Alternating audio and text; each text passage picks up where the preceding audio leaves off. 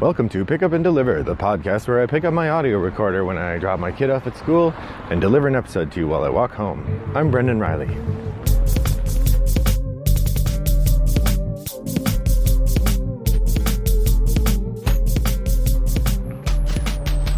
Well, good morning, listeners. I hope that you're having a lovely day. I'm recording this on Tuesday, April 9th, and it is beautiful.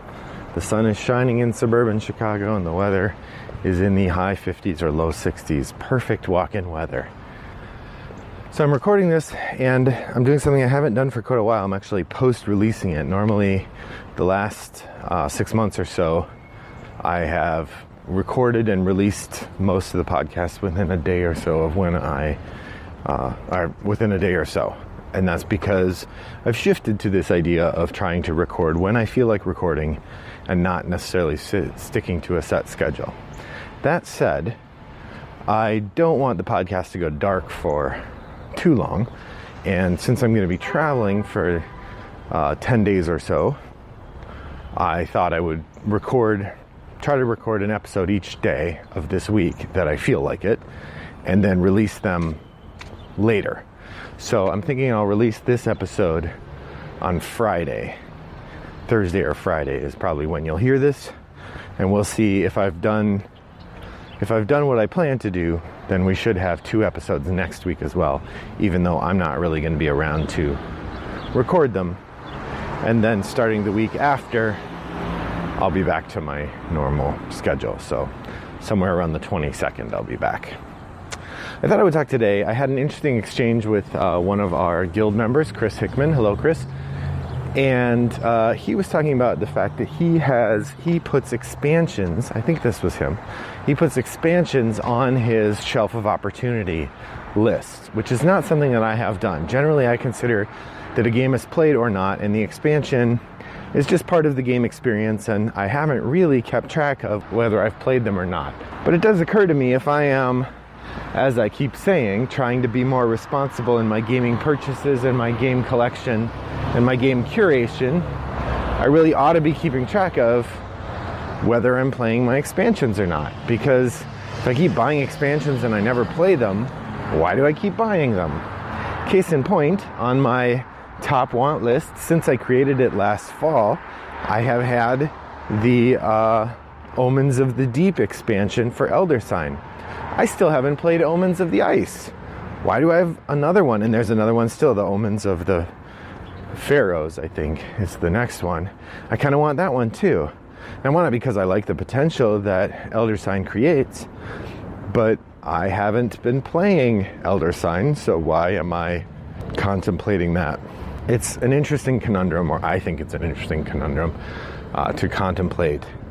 So, in that regard, I have created now my own shelf of opportunity just for expansions, and I'm still keeping them separate for a couple reasons. One, because I'm tracking the size of my shelf of opportunity. Putting the expansions on there suddenly changes it drastically, and I don't want to do that. 2, I don't think of them as the same. If I've played the game and I buy the expansion, to me it's slightly different, but I did want to keep track of it. So I made a new geek list, which I'll link to in the show notes for this episode. You can find those at rattleboxgames.com. The new geek list is called Expand Your Shelf. I was thinking of the Treat Yourself sequence from Parks and Rec, where Aziz Ansari and, oh man, I can't remember the other actor's name, but the 2 sort of more cool and hip people who work at the Parks and Rec department like to buy themselves fancy stuff. That's kind of, I guess, what I'm referring to in my name of my thread. So I thought what I would do today is just talk for a few minutes about some of the things on my expansion list, and then from now on I will mention it when I play them as part of my what I've been playing sequence. I may also add expansions to my newly played games segment of my monthly top of the stack documentation list, just because it's fun to document things more. I also have wrestled with this, and I'm curious what you do. Board Game Geek makes a different entry for each expansion. So when you go to play a game, do you mark that you've played the expansion, or do you mark the base game? I always mark the base game, and then I use the notes feature in Board Game Stats to record that it was the expansion we were playing. In part because I like to see how many times I've played, say, Welcome To. And if we're using one of the expansion boards, which I'll talk about a little later today, I still think of that as a play of welcome to. I don't want to have to pay attention to separate tallies. And as far as I know, Board Game Stats does not think of expansions that way. That would be a nice feature, but a heck of a difficult one to implement, I think. So I'm just going to go through the list. These are pretty much alphabetized by game name. So these are expansions for games done in alphabetical order.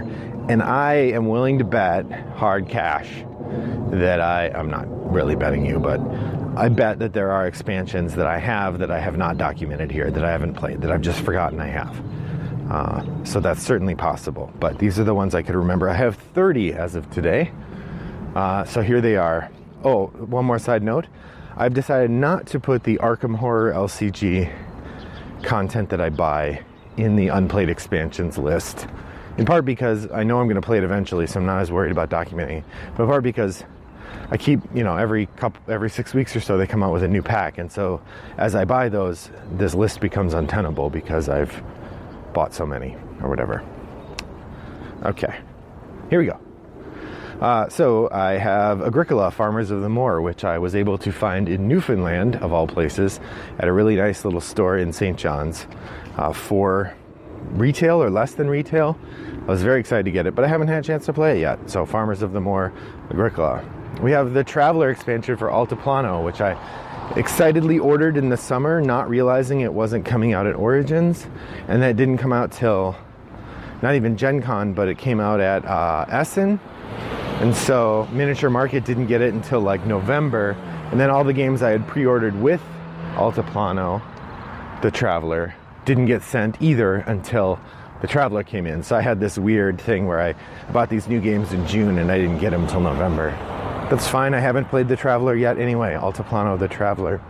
The Doomsday Enhancement Pack for Anachrony. I have played the Guardians of the Council, which is another of the expansions that came in the Anachrony Kickstarter, but I've never played Doomsday Enhancement, so I'm looking forward to trying that. It reminds me I do not have on here, I was going to say I don't have on here the Cerebria Balance thing, but I think that was part of the base game of Cerebria. I think that comes with the game when you buy it, I'm pretty sure.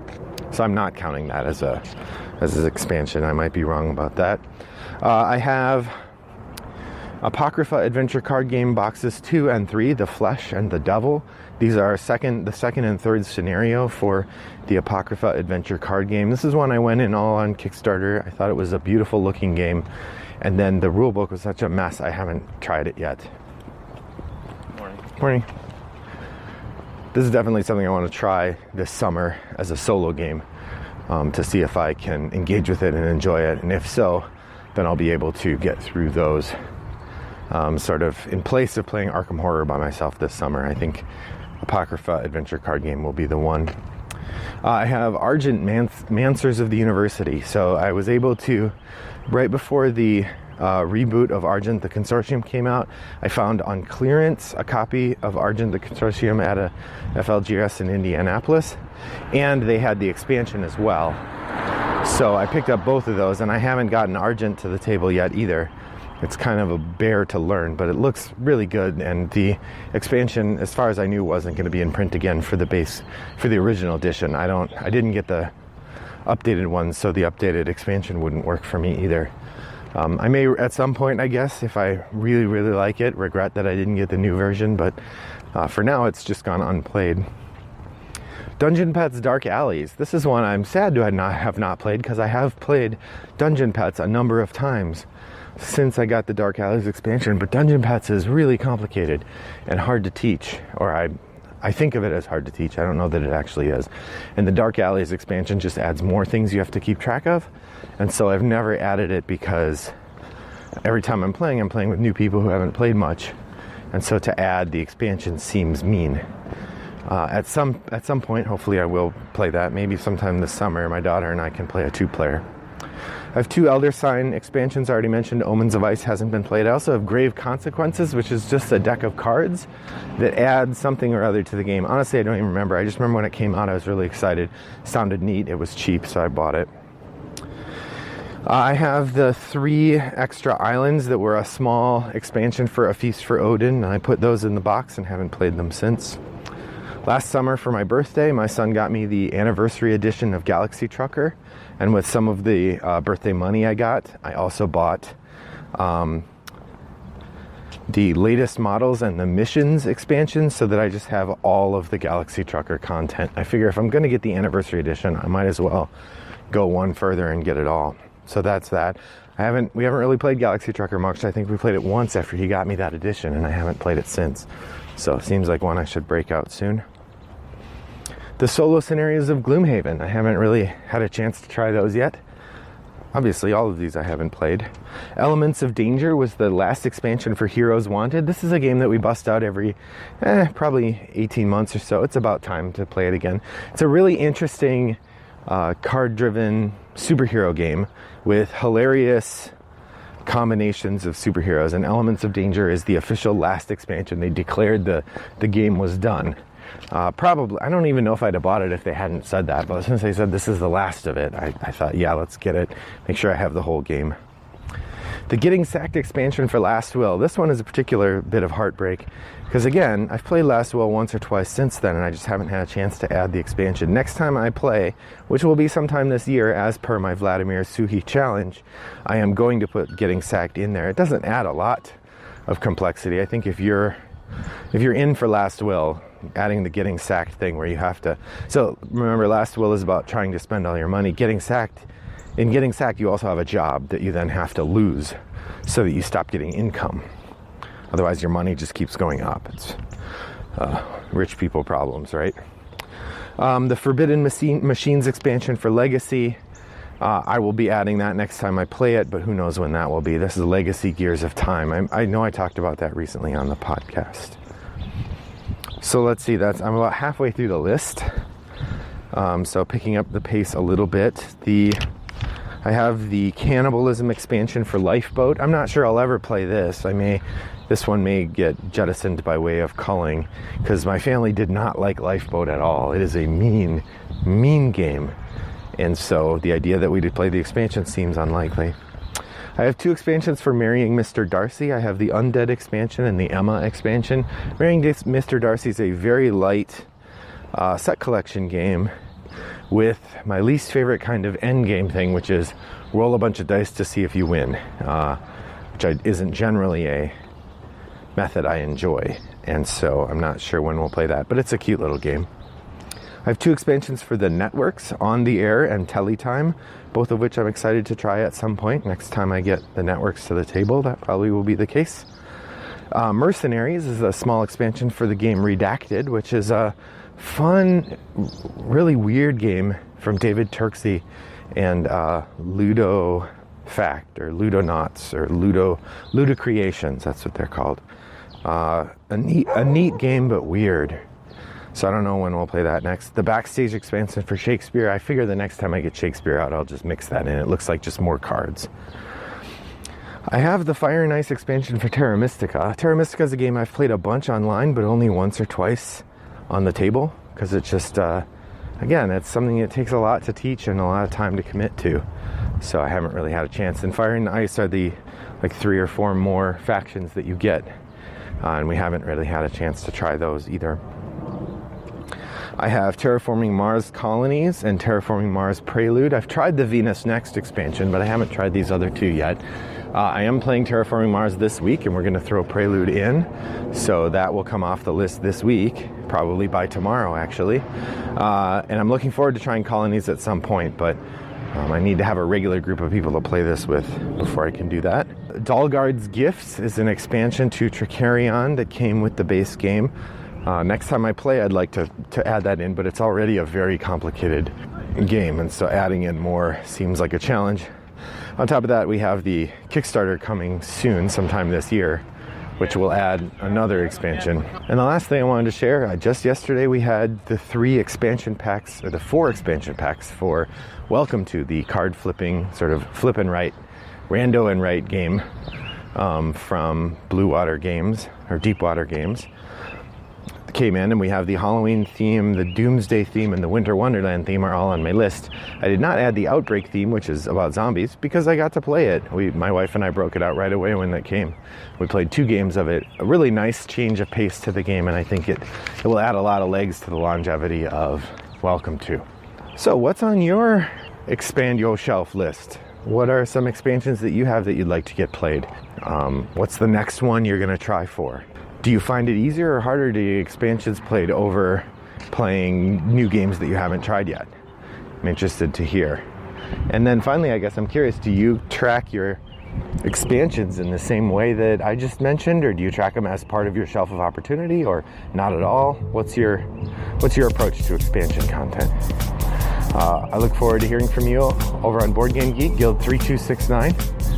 Pop over there and let us know your experience with expansion. Until then, thanks for joining me on Pick Up and Deliver.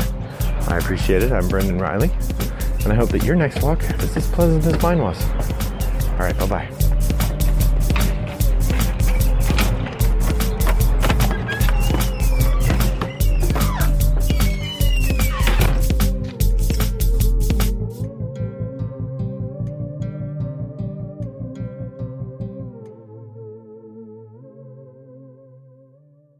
Brought to you by Rattlebox Games.